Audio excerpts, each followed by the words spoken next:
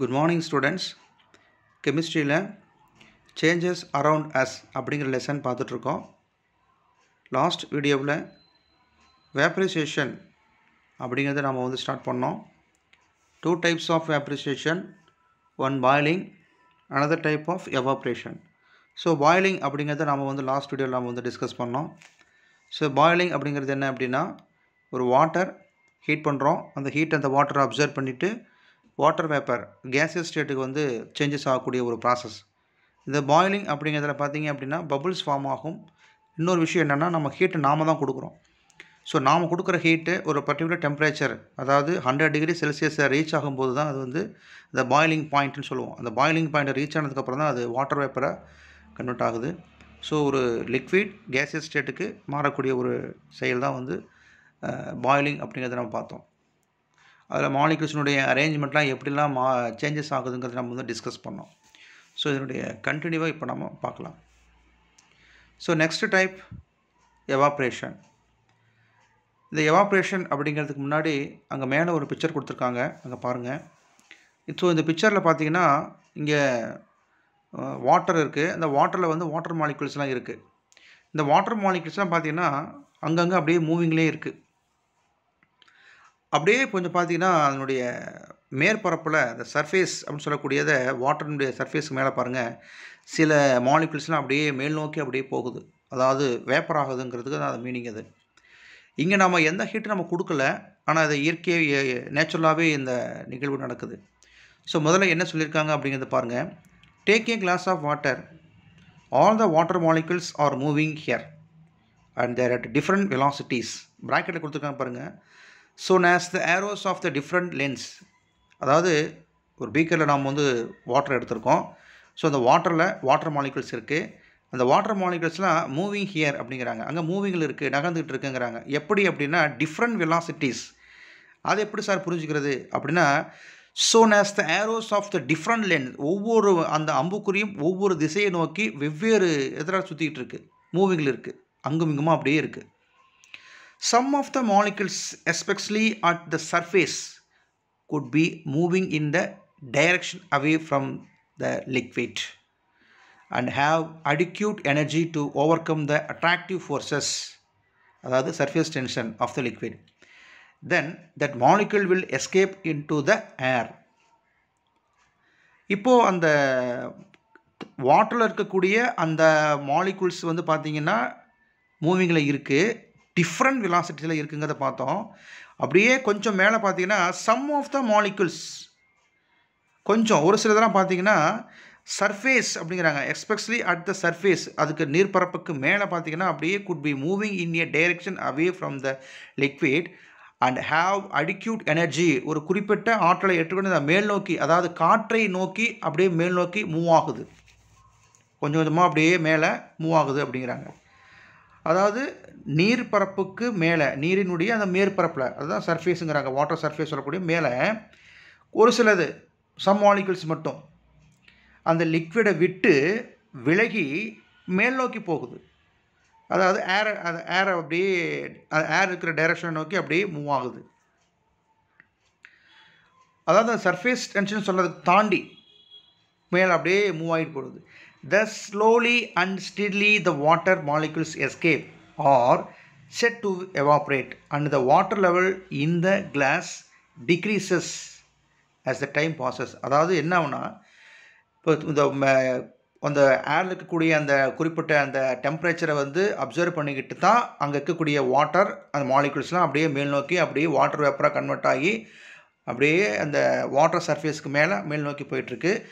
அவருக்கு அந்த எனர்ஜியும் தாண்டி சர்ஃபேஸ் டென்சிட்டியும் தாண்டி அதோட மேல் நோக்கி அப்படியே போகுது. இதுதான் எவாப்ரேஷன். இங்கே இருக்கிறது அதுதான். இங்கே நம்ம ஹீட் எதுவும் நம்ம கொடுக்கல.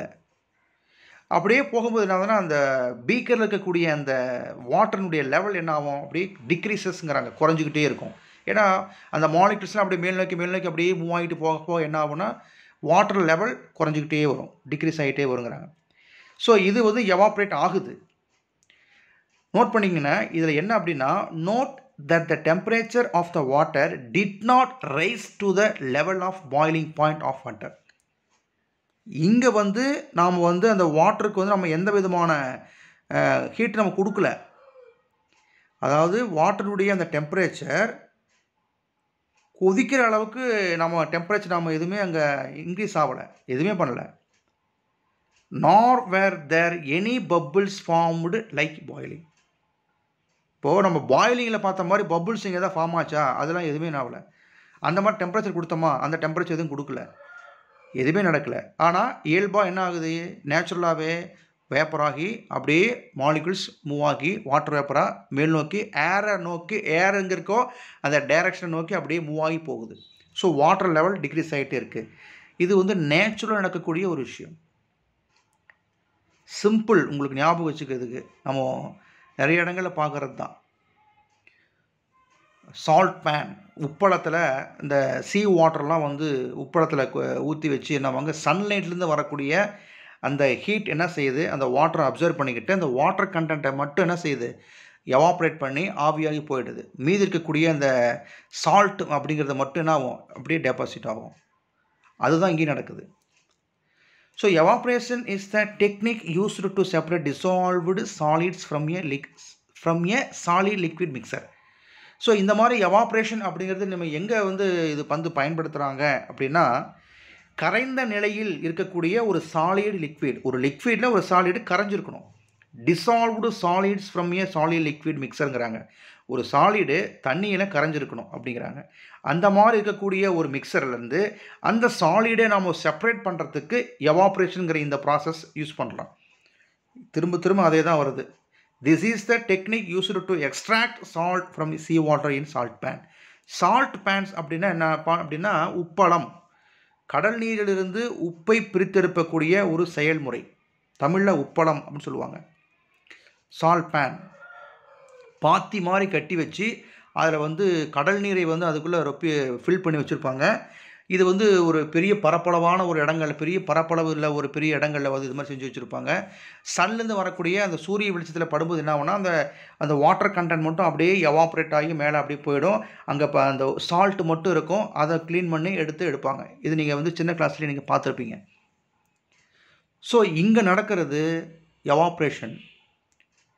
Shallow level, the sea water is impounded. Slowly the water evaporates due to action of sun. Ultimately salt deposits over the ground. We can understand. இதுதான் உங்களுக்கு வந்து கடல் நீரிலிருந்து உப்பை பிரித்தெடுக்கக்கூடிய ஒரு முறை. அப்போது பரப்பளவு, நிலத்தில் வந்து பரப்பளவு அதிகமாக இருக்கக்கூடிய பரப்பளவில் கடல் நீரை வந்து அப்படியே ஊற்றிடுவாங்க.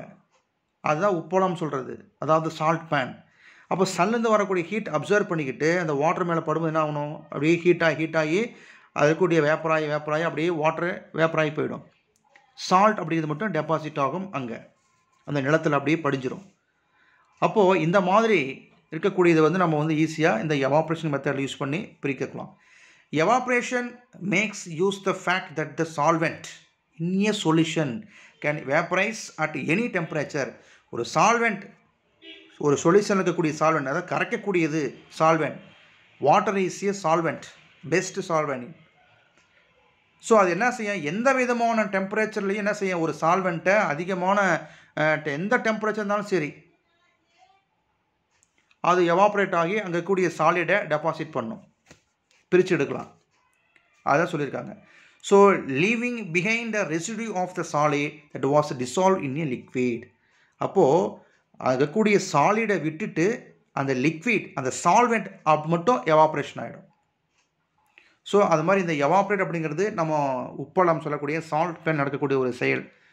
அதே மாதிரி துணியை ட்ரை பண்ணுறாங்க இல்லையா, கிளாத்தை ட்ரை பண்ணுறதுக்கு சன்லைட்டில் தான் வைக்கிறாங்க. துணியை துவைச்சி வாஷ் பண்ணி வெயிலில் காய வைக்கிறோம் இல்லையா, அங்கே கூடிய அந்த கிளாத்தில் இருக்கக்கூடிய அந்த வாட்டர் கண்டென்ட் என்ன ஆகும், சன்லேருந்து வரக்கூடிய ஹீட்டு அப்சர்வ் பண்ணி எவாப்ரேட் ஆகிடுது. ஸோ கிளாத்து ட்ரை ஆகுது. ஸோ அதுவும் எவாப்ரேஷன் தான்.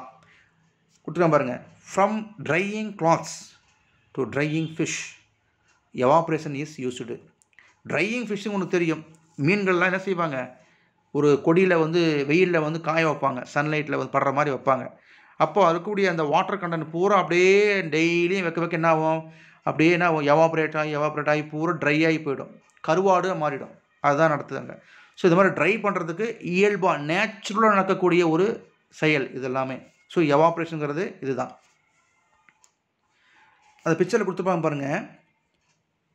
சோலார் ஹீட்டிங், அதாவது சூரிய வெளிச்சத்தில் வரக்கூடிய வெப்பநிலையினால் இங்கே சால்ட் வாட்டர், இங்கே வந்து பிரைன் உங்களுக்கு BRINE பிரைன் அப்படின்னா கான்சன்ட்ரேட்டட் சோடியம் குளோரைடு, செறிவு மிக்க சோடியம் குளோரைடு, அதாவது உப்பு நீர், கடல் நீர், வேற ஒன்றும் இல்லை. அப்போது அங்கே லிக்விடாக இருக்கும்போது பார்த்தீங்கன்னா மாலிகுல்ஸ் எப்படி இருக்குது, எவாப்ரேஷன் ஆகும்போது அங்கே இருக்கக்கூடிய வாட்டர் வேப்பராக கன்வெர்ட் ஆகி மேல் நோக்கி போகக்கூடியது வாட்டர் வேப்பர், தண்ணிக்குள்ளே இருக்கக்கூடியது வாட்டர், ரெண்டுமே என்னது தான், H2O தான். So vapour as H2O escapes brain, உப்பு தண்ணியிலிருந்து அந்த H2O அப்படிங்கிறது மட்டும் வேப்பராகி மேலே அப்படியே மூவ் ஆகுது அப்படிங்கிறத நீங்கள் பாருங்கள். அந்த பிக்சர்லேயே பார்த்தீங்கன்னா உங்களுக்கு வந்து அங்கே மாலிகுல்ஸினுடைய அந்த வாட்டர் மாலிகுல்ஸ் கொடுத்துருங்க பாருங்கள். அந்த ரவுண்டாக இருக்கக்கூடிய அந்த ப்ளூவாக இருக்கிறது என்ன கொடுத்துருக்காங்க அப்படின்னா உங்களுக்கு தெரியும், ஹைட்ரஜன், ஆக்சிஜன் இல்லையா. அந்த 2 எல்லோ ரவுண்ட் ஷேப்பில் இருக்கக்கூடிய அந்த மாலிகுல்ஸ் வந்து 2 ஹைட்ரஜன் இல்லையா, அது ஞாபகம் வச்சுக்கோங்க. அதுதான் H2O அப்படியே மேலே போகுது. அது வந்து ஒவ்வொன்றும் H2O வாட்டர் மாலிகுல்ஸ். ஸோ இது வந்து எவாப்ரேஷன் அப்படிங்கிற ப்ராசஸ். ஸோ பாயிலிங் அப்படிங்கிறது பார்த்தாச்சு, எவாப்ரேஷன் பார்த்தாச்சு. ரெண்டுத்துலேயும் பார்த்தீங்கன்னா லிக்விட் கேஸாக கன்வெர்ட் ஆகுது, கேசியஸ் ஸ்டேட்டுக்கு மாறுது. வாட்டர் வேப்பராக சேஞ்சஸ் ஆகுது. இரண்டு ஒன்று. பாயிலிங்கில் பபுள்ஸ் ஃபார்ம் ஆச்சு, இங்கே பபுள்ஸ் ஃபார்ம் ஆகலை, ஒரு விஷயம். இன்னொன்று என்ன அப்படின்னா அங்கே டெம்பரேச்சரை நாம் வந்து கொடுக்குறோம், ஹீட்டை கொடுக்குறோம், அது ஒரு பர்டிகுலர் டெம்பரேச்சர் 100 டிகிரி செல்சியஸை ரீச் ஆகும்போது பாயில் ஆகி பபுள்ஸ் ஃபார்ம் ஆகி வாட்டர் வேப்பராக கன்வெர்ட் ஆகுது. இங்கே வந்து நம்ம ஹீட் நம்ம கொடுக்கல, இது நேச்சுரல் நடக்கக்கூடிய ஒரு விஷயம். ரெண்டுத்துக்கும் உடைய டிஃப்ரென்சஸ் நீங்கள் ஞாபகம் வச்சுக்கோங்க. சரி, இப்போ சில ஆக்டிவிட்டீஸ் இருக்குது. என்ன சொல்லியிருக்காங்க, ஆக்டிவிட்டி 2ல் அப்படியே கவனிச்சுக்கோங்க. ஆக்டிவிட்டி 2ல் பார்த்தீங்கன்னா இது வந்து 6th ஸ்டாண்டர்டில் நீங்கள் வந்து பார்த்த ஒரு ஆக்டிவிட்டி தான். இங்கே சேம் ஷேப்டு கிளாஸஸ் 2 எடுத்துக்கணும். ஒரே மாதிரியான கிளாஸ் 2 ஈக்குவலாக வந்து வாட்டரை வந்து நம்ம அதில் வந்து ஒரே பைப்பில் பிடிச்ச வாட்டர் ரெண்டுத்துலேயுமே ஈக்குவல் வச்சுட்டோம். ஒரு கிளாஸை வந்து என்ன செய்கிறேன்னா என்ன கொடுத்துருக்காங்க பாருங்கள், we kept one under the hot sun and other under the shadow. ஒரு கிளாஸை வந்து சன் அதாவது சூரிய வெளிச்சத்தில் வச்சிடணும், இன்னொரு கிளாஸை வந்து ஷேடோ நிழலில் வச்சிடணும். ஆஃப்டர் 3 to 4 hours, ஒரு 3 மணி நேரம் 4 மணி நேரம் வரைக்கும் அப்படியே ஒரு கிளாஸை வந்து வெயில்லையும் ஒரு கிளாஸை வந்து நிழல்லையும் வச்சுட்டு ஒரு 4 மணி நேரம் கழித்து பார்க்கும்போது என்ன ஆயிருக்கும் அப்படின்னா வேப்பர் ஆகிருக்கும். எது வேப்பர் ஆகும் அப்படின்னா வெயிலில் வச்சோம் இல்லையா, சன்லைட்டில் வச்சோம் இல்லையா, அங்கே இருக்கக்கூடிய கிளாஸினுடைய லெவல் பார்த்தீங்கன்னா டிக்ரீஸ் ஆகிருக்கும். ஏன்னா அது எவாப்ரேஷனாக ஹீட்டை வந்து அப்சர்வ் பண்ணிக்கிட்டு எவாப்ரேட் ஆகி மேல் நோக்கி போயிருக்கும். இப்போ நம்ம ஷேடோவில் வச்சோம் இல்லையா, நிழலில் வச்சோம் இல்லையா, அதில் வந்து பார்த்தீங்கன்னா வித்தியாசம் தெரிஞ்சிருக்காது, ஏற்கனவே வச்ச அளவு தான் அப்படி இருந்திருக்கும். ஸோ என்ன அப்படின்னா இந்த லாஸ்ட் பாயிண்ட் பாருங்கள், the rate of evaporation increases with rising temperature. வெப்பநிலை அதிகரிக்கும் போது எவாப்ரேட் ஆகக்கூடிய அதுவும் இன்க்ரீஸ் ஆகும், சீக்கிரமாக வேகமாக ஸ்பீடாக வந்து எவாப்ரேஷன் ஆகும். அதுதான் சொல்லியிருக்காங்க. ஆக்டிவிட்டி 3 பாருங்கள், take 2 ponds, one wide and another narrow. அதாவது ஒரு கிண்ணம், 2 கிண்ணம், ஒரு கிண்ணத்தினுடைய வாய் வந்து பார்த்திங்கன்னா வைடு அகலமாக இருக்கும், இன்னொரு கிண்ணத்தில் பார்த்தீங்கன்னா வாய் வந்து குறுகலாக இருக்குங்கிற மாதிரி கொடுத்துருக்காங்க. ஒரு கிண்ணம் வந்து அகலமாகவும் ஒரு கிண்ணம் வந்து குறுகலாகவும் இருக்குது. ரெண்டுத்துலேயும் பார்த்தீங்கன்னா ஹாட் வாட்டர் தான் யூஸ் பண்ணுறாங்க. 2 கிண்ணத்துலேயுமே பார்த்தீங்கன்னா ஹாட் வாட்டர் கொடுத்துருக்குறாங்க. இப்போ என்ன அப்படின்னா எந்த கிண்ணத்தில் இருக்கக்கூடிய ஒரு மணி நேரம் 2 மணி நேரம் அப்படியே வச்சாச்சு. ஒரு கிண்ணத்தினுடைய வாய் குறுகலாகவும் ஒரு கிண்ணத்தினுடைய வாய் வந்து பார்த்திங்கன்னா அகலமாகவும் இருக்குது. ரெண்டுத்துலேயுமே வந்து சுடு தண்ணி தான் ஊற்றிருக்கோம், கொதிக்க சுடு தண்ணி ஊற்றி வச்சுட்டோம். இப்போது எந்த கிண்ணத்தில் இருக்கக்கூடிய வாட்டர் சீக்கிரமாக குளிர்ச்சி அடையும் அப்படின்னா என்ன சொல்லுவீங்க, வாய் குறுகலாக இருக்கக்கூடியதில் வந்து பார்த்திங்கன்னா சீக்கிரம் வந்து குளிர்ச்சி அடைஞ்சிருக்காது. வாய் அகலமாக இருக்கக்கூடிய பாத்திரத்தில் பார்த்திங்கன்னா வாட்டர் கொஞ்சம் கொஞ்சமாக சீக்கிரமாக குளிர்ச்சி அடைஞ்சிருக்கும். என்ன காரணம் அப்படின்னா பரப்பளவு தான் அதிகம், அங்கே இருக்கக்கூடிய சர்ஃபேஸ் ஏரியா ஜாஸ்தி. அகலமாக இருக்கும்போது காற்று உள்ளே வரதுக்கு அதிகமாக டைம் கிடைக்குது. சர்ஃபேஸ் வந்து அதிகமாக இருக்கும்போது ஈஸியாக காற்றடிக்கும் போது என்ன செய்யும், சீக்கிரமாக வந்து அந்த ஹாட் வாட்டர் வந்து என்ன ஆகும், சீக்கிரமாக வந்து அந்த ஹாட் வந்து குறைஞ்சிரும், சூடு குறைஞ்சிரும். வாய் குறுகலாக இருக்கிற வந்து காற்று உள்ளே அதிகம் போக முடியாது இல்லையா, அப்போ வந்து அது சூடு வந்து குறையிறதுக்கு இன்னும் டைம் அதிகமாக எடுத்துக்கும். ஸோ இந்த லாஸ்ட் பாயிண்ட் பாருங்கள், more the surface area the rate of evaporation is more. அப்போது மோர் த சர்ஃபேஸ் ஏரியா, பரப்பளவு அதிகமாக இருக்கும்போது சீக்கிரம் என்ன ஆகும், எவாப்ரேட் சீக்கிரம் ஆகிடும். ஸோ இதுவும் எவாப்ரேஷன் தான். From this can you guess, அது சொல்லியாச்சு உங்களுக்கு. அடுத்தது பாருங்கள், greater the surface of the conversion of a liquid more molecules are available for evaporation. So அதுதான் இங்கே நடந்திருக்கு. Activity 4, take sugar solution in a shallow broad bowl. இது என்ன அப்படின்னா, ஒரு கிண்ணத்தில் வந்து சுகர் சொல்யூஷன், சர்க்கரை கரைசல், தண்ணியில் வந்து சர்க்கரை கரைச்சல்னா சுகர் சொல்யூஷன், அதை எடுத்தாச்சு, சன்லைட்டில் வச்சாச்சு, ஒரு சில மணி நேரங்கள் அப்படியே வச்சாச்சு. அந்த சன்லைட் படுற மாதிரி, அந்த சுகர் சொல்யூஷன் மேலே படுற மாதிரி அப்படியே வச்சுட்டோம். என்ன ஆகும், ஒரு நாள் பூரா கூட விட்டுறலாம், நல்லா ஒரு நாள் ஃபுல்லாக வெயிலே இருக்கட்டும். அதுக்கப்புறம் எடுத்து பார்த்தோம்னா அந்த சுகர் சொல்யூஷனில் இருக்கக்கூடிய அந்த வாட்டர் கண்டென்ட் மட்டும் ஆவியாகி போயிருக்கும், எவாப்ரேஷன் ஆகி போயிருக்கும். அதுக்குள்ளே கரைஞ்சிருந்த அந்த சுகர் மட்டும் அப்படியே அங்கே கிறிஸ்டலாக அப்படியே இந்த பவுல்லையே இருக்கும். இது நம்ம உப்பளம் பார்த்தது தான், சால்ட் பண்ணி அதே தான் நடக்குது. நீங்கள் தண்ணியில் உப்பை கரைச்சி ஒரு நாள் பூரா வெயிலில் வச்சு பார்த்தீங்கன்னா தண்ணி பூரா வேப்பராகி போயிருக்கும், சால்ட்டு மட்டும் அப்படியே இருக்கும். அதே தான் இங்கே சுகர் வந்து டிசால்வ் பண்ணிட்டாங்க வாட்டரில், சுகர் சொல்யூஷனாக ஆகிடுச்சு. ஒரு நாள் பூரா சன்லைட்டில் வைக்கும்போது என்ன ஆகும், அந்த ஹீட்டு பூரா அந்த வாட்டரை அப்சர்வ் பண்ணி என்ன ஆகும், வாட்டர் பூரா வேப்பராகி போயிடுச்சு, சுகர் மட்டுங்க பவுலில் டெபாசிட் ஆகிருக்கும். ஸோ இதுதான் வந்து சொல்லியிருக்காங்க.